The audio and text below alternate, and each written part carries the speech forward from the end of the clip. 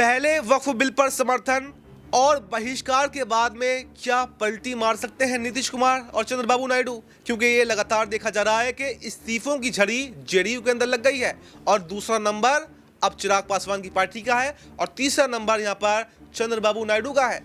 यानी कोई भी इससे अछूता नहीं है और ये कोई नई बात नहीं है, पहले ही इस बात की चेतावनी दे दी गई थी, लेकिन नीतीश कुमार ने, चंद्रबाबू नायडू ने, चिराग पासवान ने इसको हल्के में ले लिया और अब जब इस्तीफों की झड़ी लग रही है तो अब यू टर्न लेते हुए दिखाई दे सकते हैं, क्योंकि जिस तरह पहले भी पलटी मार रहे हैं, अगर अब भी पलटी मारते हैं तो कोई बड़ी बात इसमें नहीं है। जी हाँ, नमस्कार, नेक्स्ट 9 न्यूज़ पर आपका बहुत बहुत स्वागत है और आज के इस खास प्रोग्राम में हम चर्चा कर रहे हैं वक्फ बिल के बारे में, क्योंकि वक्फ बिल इन दिनों देश में चर्चा का विषय बना हुआ है। पहले लोकसभा में 2 अप्रैल को पेश किया जाता है, बहुमत के साथ में पास भी हो जाता है, 3 अप्रैल को राज्यसभा में पेश किया जाता है और 128 वोटों के साथ में राज्यसभा में भी पास हो जाता है। लेकिन अगर किसी की मुश्किलें बढ़ती हैं तो वो मुश्किलें बढ़ती हैं नीतीश कुमार की, अगर किसी की मुश्किलें बढ़ती हैं तो वो बढ़ती हैं चंद्रबाबू नायडू की और चिराग पासवान की। और सबसे ज़्यादा इसमें अहम योगदान बिहार का होने वाला है, क्योंकि बिहार में इस साल के अंत में चुनाव है, क्योंकि चुनाव में और बिहार के अंदर मुस्लिम आबादी की भी अगर बात कर लें तो 18 से 20% यहाँ पर मुस्लिम वोट बैंक है, मुस्लिम आबादी है। और अगर ये पूरा का पूरा वोट बैंक एक साथ नीतीश कुमार, चिराग पासवान को छोड़कर आरजेडी कांग्रेस की तरफ शिफ्ट हो जाता है तो बड़ा झटका नीतीश कुमार को लग सकता है, क्योंकि नीतीश कुमार हाशिए पर बैठे हुए हैं। पिछली बार भी उनके सिर्फ 43 विधायक बिहार के अंदर आए थे, 243 में से सिर्फ 43 विधायक। लगातार 2005 के बाद में उनका ग्राफ घटता जा रहा है और 2025 का चुनाव उनका राजनीतिक भविष्य पहले से ही तय कर देगा। उनकी पार्टी के अंदर फूट मची हुई है और ऐसे में मुस्लिमों के बहिष्कार के बाद में उनकी मुश्किलें और भी ज्यादा बढ़ती हुई दिखाई दे रही हैं। तो क्या अब नीतीश कुमार का राजनीतिक भविष्य समाप्त हो जाएगा? क्या जेडीयू में दो फाड़ हो जाएगी? ये तमाम सवाल हैं, तमाम सस्पेंस हैं जो बिहार की राजनीति में बने हुए हैं। तो इन तमाम सवालों पर हम चर्चा करेंगे,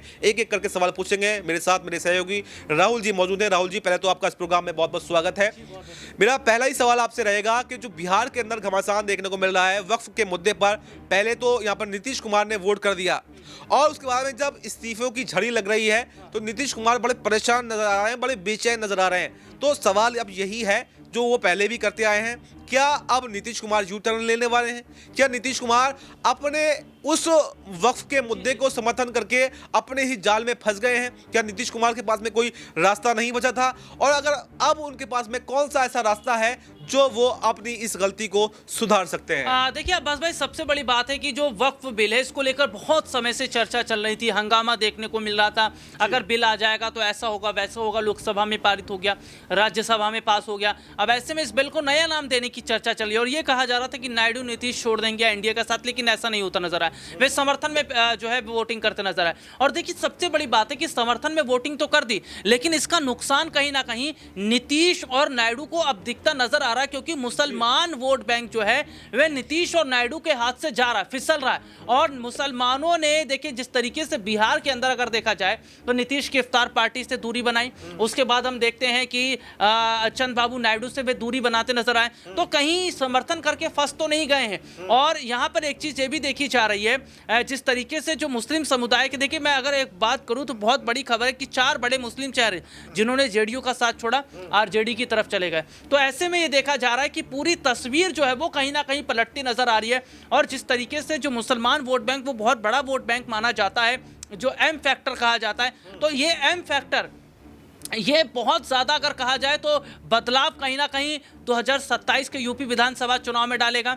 इसका जो बदलाव देखने को मिलेगा वो, अच्छा, मैं यहीं पर एक सवाल और लेना चाहता हूं कि आखिर ऐसी क्या मजबूरी नीतीश कुमार के साथ में रही होगी जो उन्होंने वक्फ बिल का समर्थन कर दिया? क्योंकि जब इसकी ड्राफ्टिंग की गई थी, जब पिछले साल ये बिल लोकसभा में लाया गया था, उसके बाद में जेपीसी को भेज दिया गया था, तो उसका विरोध जो है वो जेडीयू करते हुए दिखाई दी थी, यानी नीतीश कुमार इसका विरोध करते हुए दिखाई दिए थे।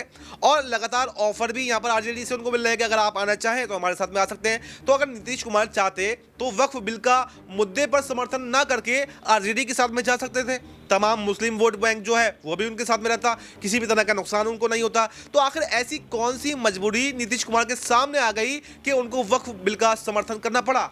देखिए अब्बास भाई, इसमें एक सबसे बड़ी बात क्या है कि जो मौजूदा समय की स्थिति है वो ये है कि नीतीश और नायडू अगर एनडीए का साथ छोड़ते भी हैं तो वो जाएंगे कहाँ, विपक्ष के साथ जाकर क्या कर लेंगे। तो यहाँ पर एक चीज़ ये भी देखी जा रही है कि कहीं ना कहीं इन्हें ईडी सीबीआई का भी डर है।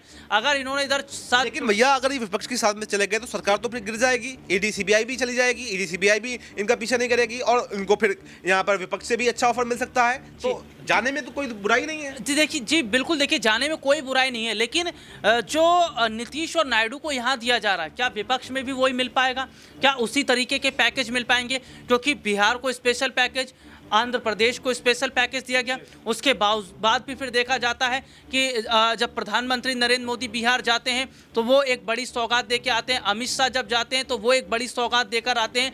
तो ऐसे में देखा जा रहा है बिहार को बहुत ज़्यादा दे दिया गया है बीजेपी की तरफ से, और नीतीश इस बात को जान रहे हैं, समझ रहे हैं, और वो ये बात जानते भी कि इससे ज़्यादा और कोई दे भी नहीं पाएगा। और सबसे बड़ी बात है कि अगर नीतीश को सीएम नहीं बनाया जाता तो कहीं ना कहीं जगह नीतीश को ज़रूर दी जाएगी। तो और सबसे बड़ी बात ये भी है कि विपक्ष के साथ रहेंगे तो विपक्ष में उतना बड़ा उन्हें रोल नहीं मिल पाएगा। क्योंकि देखिए कुछ समय पहले जब यही तो चर्चा हो रही थी इंडिया अलायंस की, कि नीतीश सबको जो है वे साथ लेकर चल रहे थे, लेकिन क्या चर्चा हुई?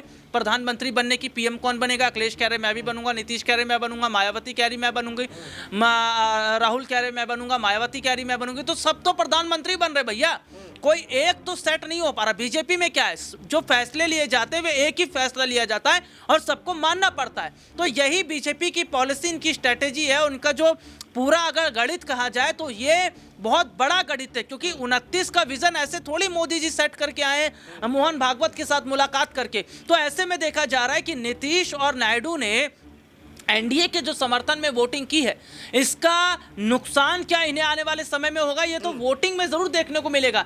लेकिन नीतीश और नायडू ने भी बहुत बड़ी चालाकी खेली है, यानी कि वे मुसलमानों को अपनी तरफ करने के लिए दरगाह, मस्जिद, मदरसा खोलने की बात कर रहे हैं। आंध्र प्रदेश में चंद्रबाबू नायडू भी कुछ इसी तरीके की स्कीम ला रहे हैं, हम मुसलमानों का साथ देंगे, उनको संरक्षण देंगे। तो कहीं ना कहीं एक तरफ अगर खराब हुआ तो दूसरी तरफ कवर करने की कोशिश की जा रही है, यानी कि जो वोट बैंक है वो फिसले ना। मुझे ऐसा लगता है कि कहीं ना कहीं नीतीश और नायडू बहुत बड़े हद तक ये जो एम फैक्टर का वोट बैंक है इसको अपने पास बचा पाने में पूरे कामयाब होंगे।